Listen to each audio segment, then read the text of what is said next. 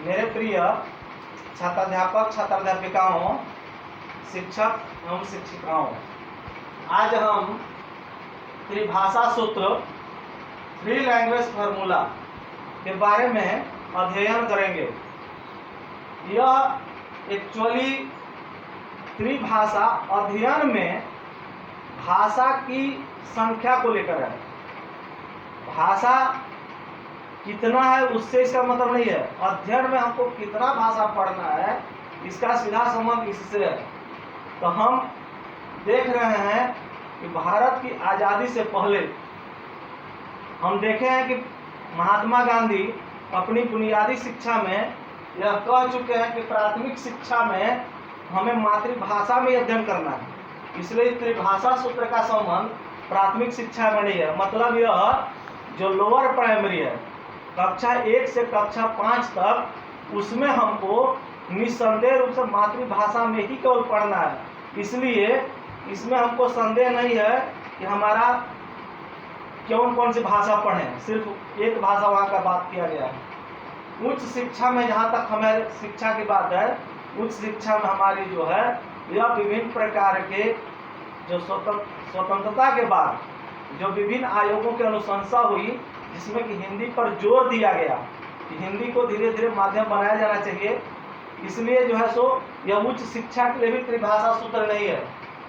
यह त्रिभाषा सूत्र का मुख्य संबंध आपकी माध्यमिक शिक्षा में है, जो कक्षा 9 और 10 को कहा जाता है। एक होता है माध्यमिक शिक्षा 9-10, एक होता है उच्चतर माध्यमिक शिक्षा कक्षा 11 और कक्षा 12।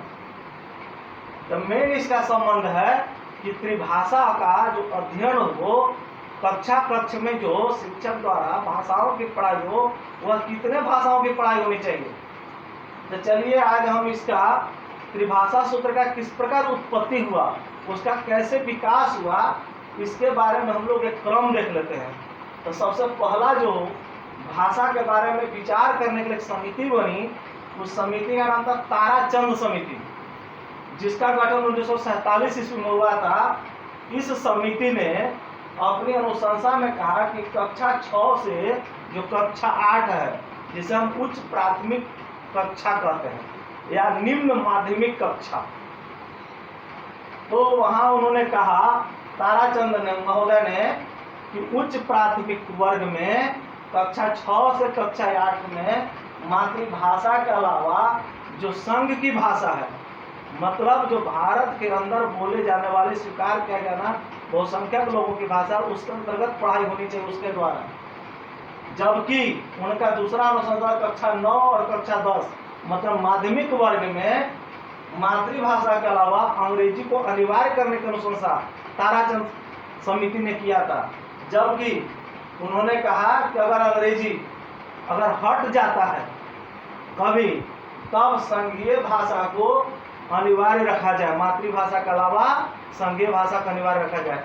लेकिन इस समिति, चूंकि हमारा अपना संविधान बना नहीं था, इसके चलते समिति के पर किए गए अनुशंसा संस्कृति पर कोई विचार नहीं किया गया, यह निरर्थक ही साबित हो गया। उसके बाद मुदालियर महोदय के नाम से मुदालियर आयोग 1952 में गठन हुआ, जिसने अपनी शिक्षा में शिक्षण कार्य में भाषा की संख्या को लेकर के अपने विचार प्रस्तुत किए हैं। इनका विचार है कि शिक्षा का माध्यम जो हो वह मातृभाषा या क्षेत्रीय भाषा हो।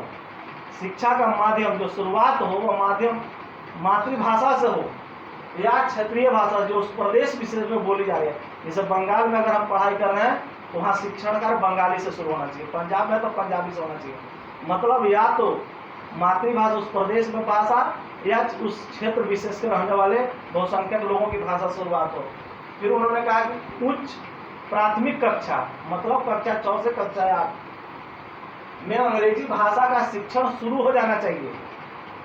उनका अगला अनुशंसा था कि माध्यमिक स्तर पर 2 ही भाषा का शिक्षण होना चाहिए, कक्षा 9 और कक्षा 10। उन्होंने कहा कि 2 ही भाषा का शिक्षण होना चाहिए। कौन? इसमें उनका विचार था कि पहला मातृय भाषा हो या क्षेत्रीय भाषा हो। उनका दूसरा था कि निम्न में से कोई एक भाषा, हिंदी वही हो जहाँ अहिंदी भाषी क्षेत्र है, जहाँ अहिंदी भाषी, जैसे तमिलनाडु हमारा हिंदी प्रदेश नहीं है, इसलिए वहाँ हिंदी हो। केरल में हिंदी भाषा नहीं है, मलयालम भाषी, इसलिए वहाँ पर हिंदी हो। मतलब हिंदी की पढ़ाई वही हो जो हिंदी पट्टी क्षेत्र नहीं है। अगला उन्होंने कहा कि प्रारंभिक अंग्रेजी की पढ़ाई वही होनी चाहिए जब मिडिल कक्षा में वह नहीं पढ़ा हो।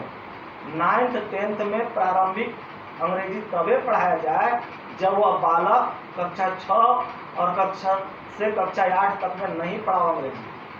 उन्होंने अगला कहा उच्च अंग्रेजी वही पढ़ाई हो जब पहले पढ़ लिया गया हो, तब उच्च अंग्रेजी कक्षा 9 और 10 में पढ़ाई होना चाहिए।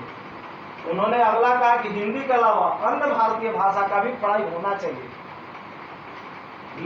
और उसके अलावा उन्होंने कहा कि अंग्रेजी के अलावा विदेशी भाषा की भी पढ़ाई होनी चाहिए। और साथ उन्होंने कहा प्राचीन सांस्कृतिक भाषा, मतलब हमारी एक सांस्कृतिक भाषा है। इस प्रकार उन्होंने अपनी अनुशंसा में ये विचार प्रस्तुत किए हैं। अगला है कोठारी आयोग का गठन हुआ। इसने भी माध्यमिक कक्षा की शिक्षण में भाषा की संख्या को लेकर अपने विचार प्रस्तुत किए, जिसका गठन 1964 से 1966 में हुआ था। इसने अपना विचार रखा कि पहला मातृभाषा क्षेत्रीय भाषा में शिक्षा की शुरुआत हो, पढ़ाई का शुरुआत मातृभाषा या क्षेत्रीय भाषा से हो। दूसरा उन्होंने कहा कि जो केंद्र की राजभाषा स्वीकार किया गया है उस भाषा से, मतलब अभी जो वर्तमान में जितने हमारे केंद्र की राजभाषा है उसके द्वारा उसमें से भाषा की पढ़ाई होनी चाहिए। तो अगला उन्होंने कहा कि एक भारतीय भाषा या विदेशी भाषा होनी चाहिए, लेकिन वही भारतीय भाषा पढ़ाई हो या विदेशी भाषा, जो हमेशा ध्यान रखे अगर वो मातृभाषा से अलग हो, माने मातृभाषा के अलावा भारतीय भाषा होनी चाहिए पढ़ाई। और जो ब में न लिया गया हो, मतलब मातृभाषा के अलावा वह केंद्रीय भाषा में शामिल न हो, तब उसमें इस प्रकार उन्होंने 2 भाषा की अनुशंसा किया। अगला है त्रिभाषा सूत्र, जिसका गठन भारत सरकार के निर्देश पर केंद्रीय शिक्षा सलाहकार मंडल ने 1956 में अपने विचार को प्रस्तुत किया कि आखिर माध्यमिक कक्षा में कितनी भाषा की पढ़ाई होनी चाहिए, शिक्षण होना चाहिए। तो 1957 में उसकी जो संस्कृति था, उसके जो विचार थे, उसको स्वीकृति प्रदान किया गया। जबकि सन 1961 में मुख्यमंत्रियों सीएम के सम्मेलन में इसकी पुष्टि कर लेगा कि हमें ठीक है, यह विचार अच्छा है। उसने अपने विचार में कहा कि मातृभाषा क्षेत्रीय भाषा से पढ़ाई शुरुआत हो, अंग्रेजी भाषा की पढ़ाई होनी चाहिए। जबकि उन्होंने यह भी कहा कि हिंदी भाषी क्षेत्रों में हिंदी भाषा की शिक्षा दी जाए, जो हिंदी पट्टी नहीं है वहाँ हिंदी भाषा में शिक्षा दिया जाए। इस प्रकार इन सभी आयोगों ने अपने विचारों में माध्यमिक शिक्षा में यह जरूर कहा कि अंग्रेजी अनिवार्य रूप से पढ़ाई हो, लेकिन जो हिंदी पट्टी क्षेत्र है वहाँ पर कितने भाषा की पढ़ाई हो, यह विचार उन्होंने नहीं स्पष्ट किया। क्योंकि हिंदी पट्टी क्षेत्र में हमारी मातृभाषा और क्षेत्रीय भाषा एक ही है, यह केंद्र की राजभाषा भी है। इसलिए हिंदी पट्टी क्षेत्र जो 41% लोगों द्वारा व्यवहार में प्रयोग किया जा रहा है, देश के 10